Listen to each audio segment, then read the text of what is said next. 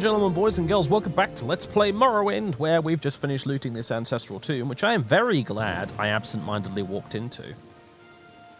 Because I got a pair of magical gloves out of the deal, one of which boosts my lockpicking, the other one gives me a constant effect telekinesis ability all of the time. And we've got very dramatic music because, well, we've got very dramatic weather, but also, really, we've got dramatic music because there's still a mud crab on a beach all the way over there that wants to kill me.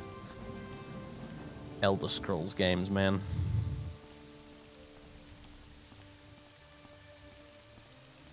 Let's see if it's managed to make its way up the steps. No. I don't even know where it is.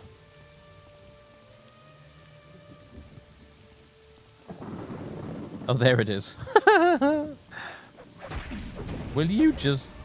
Holy crap. Okay, this is one mean crab. Holy shit. What? Excuse me?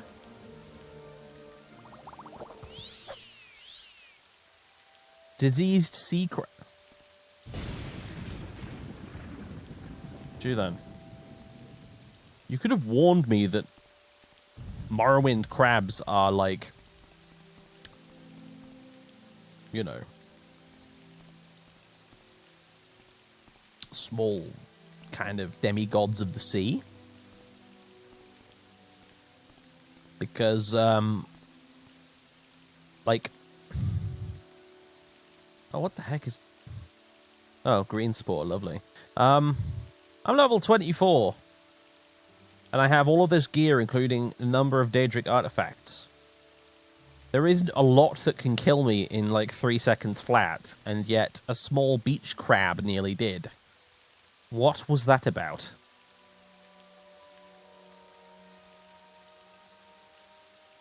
Anyway, moving on from that frankly bizarre encounter.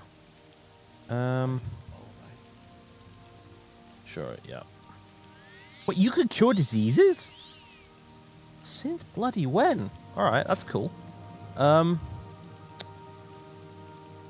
gonna give you these as a reward for that extremely useful thing you just did, Julan. Have these wonderful glass braces, which you're not even choosing to wear. Wow, okay. Fine.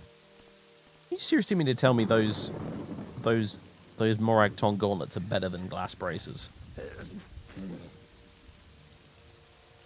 They're not. Why are you wearing these instead of the glass? I'm just going to take them off you. There.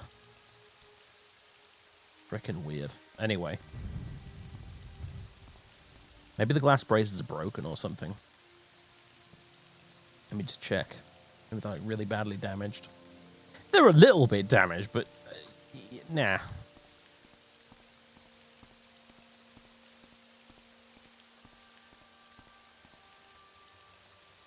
Yeah, very odd.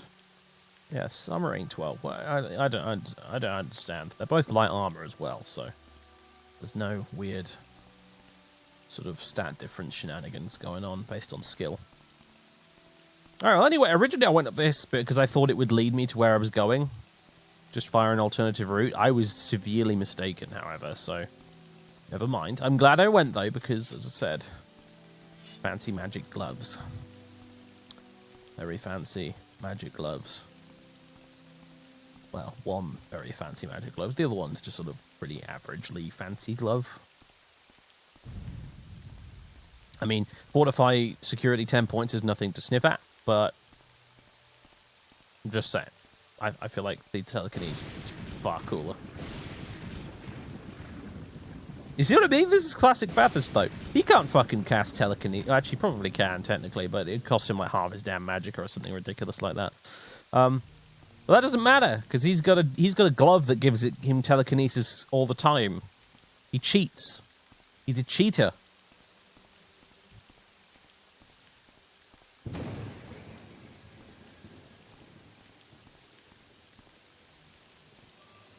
Yeah, what's going on with that boat on there? Curious. I wonder if it has anything to do with that Nord pirate we killed last time. I don't know. you know, I still don't seem to be getting any closer to where I was actually wanting to go, and also, I'm so used to the battle music at this point, I didn't even realize there was something trying to kill us. And, you have an irritating hitbox, don't you? I don't think... Alright. That's not even a town. That's just something. I don't know what it is. Let's go have a look. I thought this was Oyra. This definitely is not Oyra. What is this? What is this?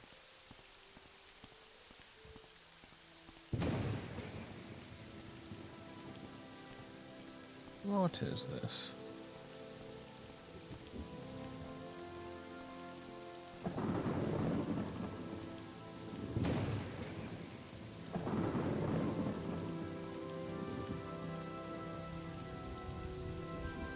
Alright, I am short on ideas right now.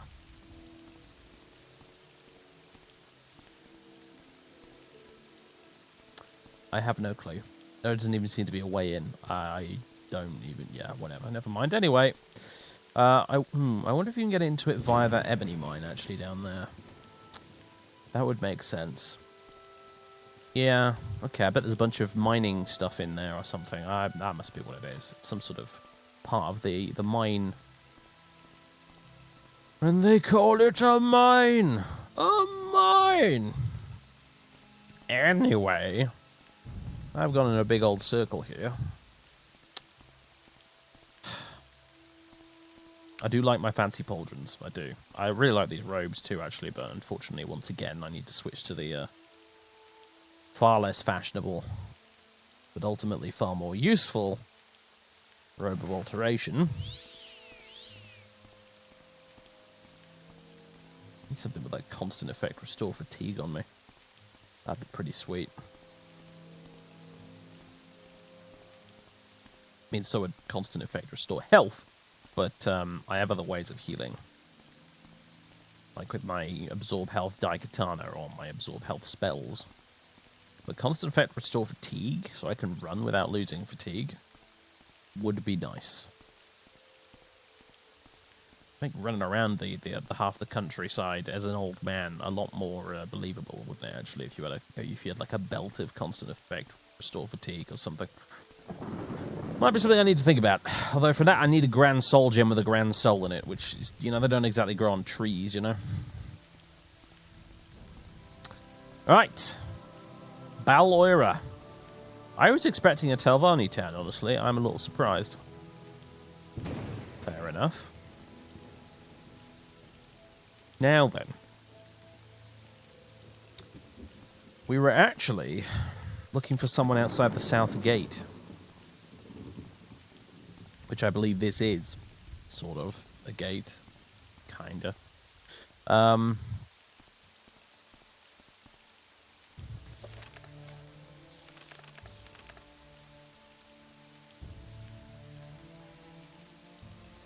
wait, no. I'm looking for someone outside the south gate of Baramu, not Oyra. What am I on about? Alright, so out of curiosity then.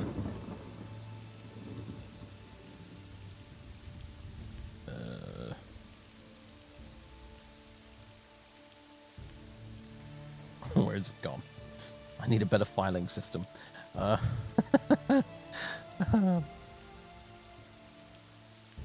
Hey. There it is. Jocelyn Stoinless, Black Ogre Tavern, Oyra.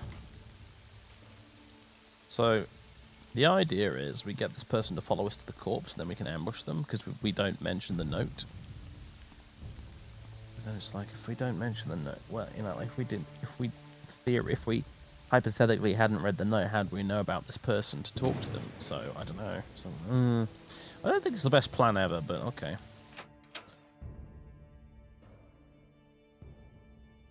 Maybe we'll just pretend to have accidentally bumped into them and be like, oh yeah, no, I was just terrible weather today. You know, I found a corpse on the road. Oh. Probably nothing. Hello, Kevlin. Welcome to the Black Ogre Tavern, my lord. I like that, my lord. For beds, food, and drinks, you should see Yersod downstairs. Well, good. I may just do that.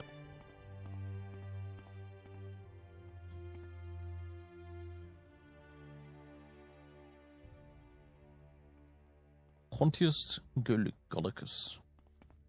Pontius Golicus. Well, you don't look suspicious at all. Hello, you're a sod. You're a sod. You're a sod. I'm sure you've never heard that one before.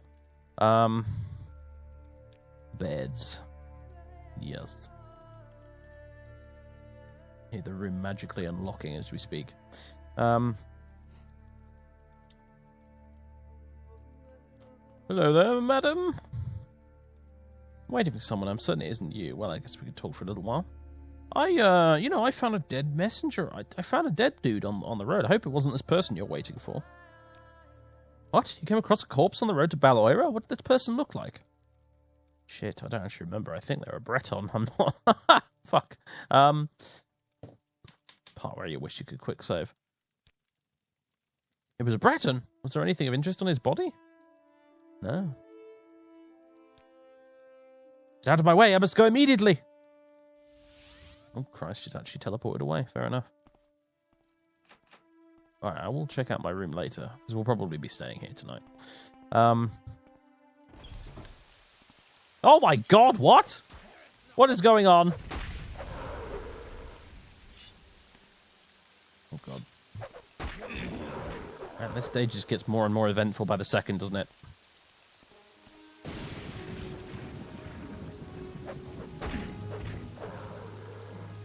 I do love how they have the werewolf sound effect on them when they die. That is just hysterical.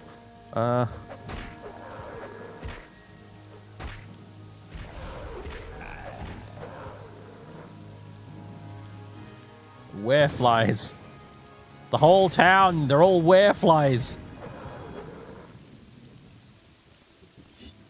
It's like a really, really bad homage to Shadow over Innsmouth. When I reached Oyra, I found the town to be infested with musk flies. I thought they were mirth flies for some reason. No, musk flies anyway, never mind. Yeah, okay, well, I'm just gonna... We need to get back to this body on the road first. Hold on. What is going on?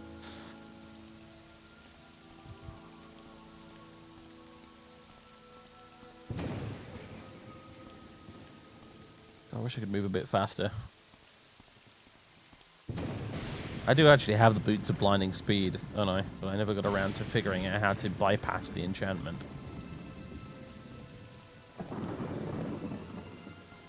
might be one of those... I mean, yeah... I don't know if the old method even works still. I feel like it might be one of the things that like the code patch or Morrowind Rebirth might have fixed.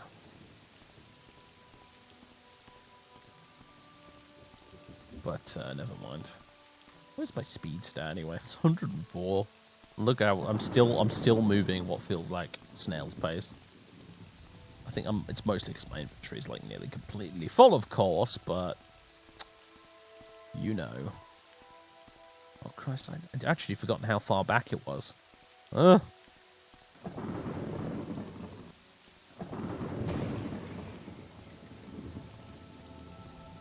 never mind. We're halfway there now. Whoa, we're halfway there. Anyway, hello, Netch. Why do I feel like I've got something important to do that involves Netches? No idea. Can't be that important then if I don't remember. Maybe there's nothing at all and I'm just going mad. The incessant banging and crashing of the thunder does not help, I might add.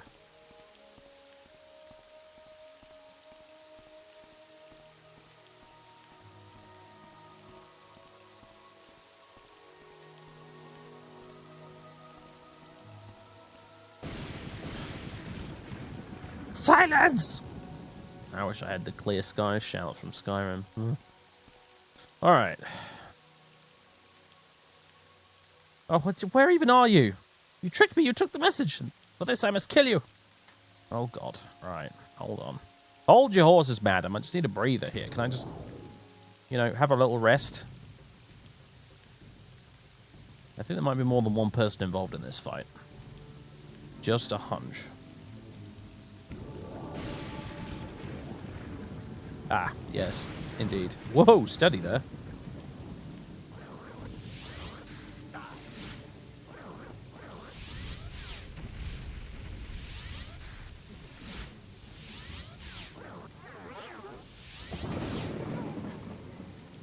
Failed casting the spell. Ooh, this is not good. I'm sure I have restore fatigue potions.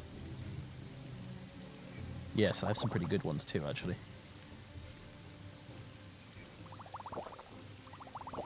Oh, I've got a sound spell on me. That's not going to help. Do I have dispel? Any kind of dispel?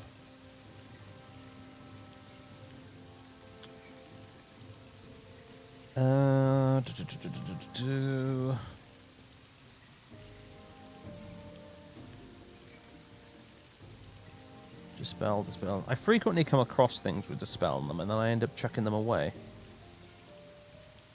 Will that do it? Maybe. I don't think so, though.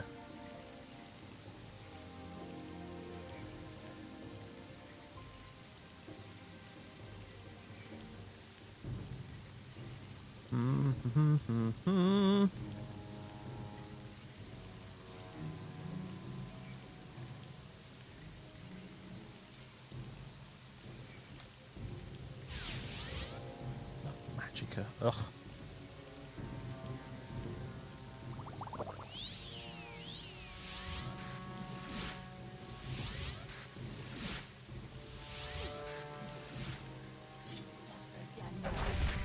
Deal with you the old-fashioned way. Actually, I haven't used gold brand in a while. There we go. Right.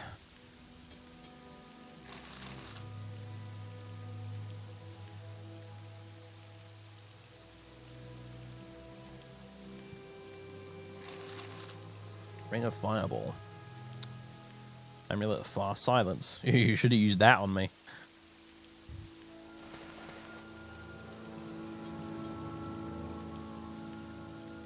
Steel Jink Blade could have been very annoying, actually. Well, I'm glad I bypassed that at least.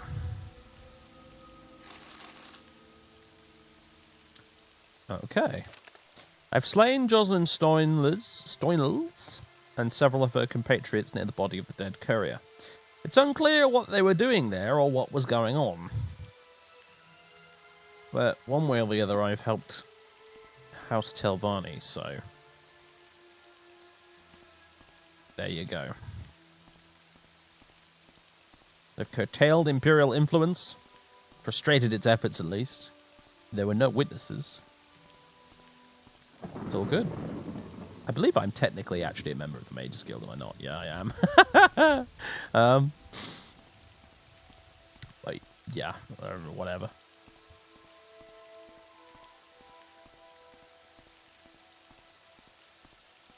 It's mostly just for the fast travel, you know. Well, okay, back we go. And we've arrived. I decided to cut the journey because you guys didn't need to see that all over again. Anyway, seems the population has still ensconced themselves indoors, either because of the storm or because of the musk flies, which I quite frankly I think I would rather see dealt with now. Just cast a bloody dude! Alright, the hitbox for the damn thing is like slightly above it. God, we're in attack formation.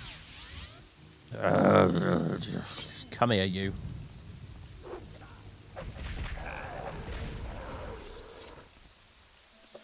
I believe I've killed all the musk flies in Oyra. Good.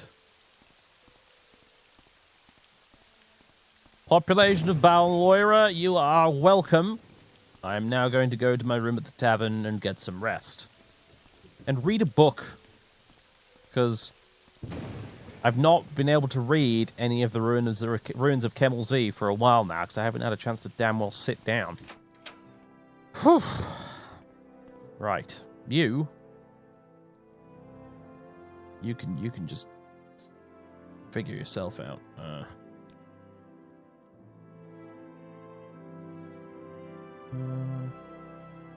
Huh, I have fast travel to his mother's hut. I didn't know that. Wait here. Get your own room. Figure something out. I don't know. Be an adult. I, meanwhile, shall try and find which room it was that was mine. This one? I mean, oh, well, it's not that one. I think this is it here, because it has unlocked on it.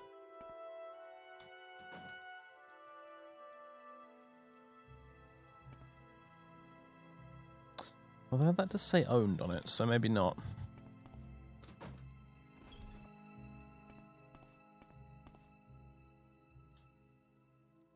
$29.20 Sun's Height. Alright, hang on. Just... Which room is mine?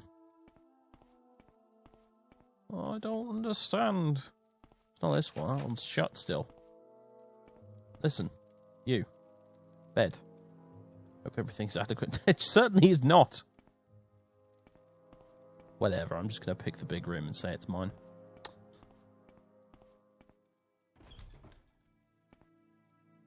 I mean, it's probably that one though, isn't it? Let's be honest, because it's got unlocked on it.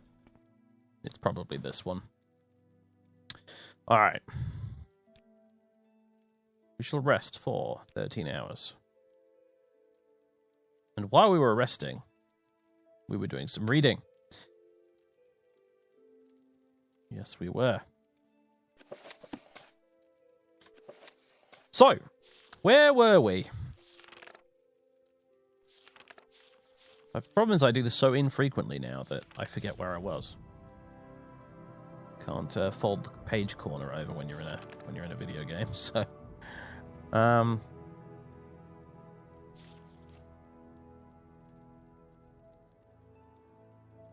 believe we read this stuff about the carvings on the wall and that, didn't we? And we read this part about the observatory, because I commented on how we'd already found one of those elsewhere before. And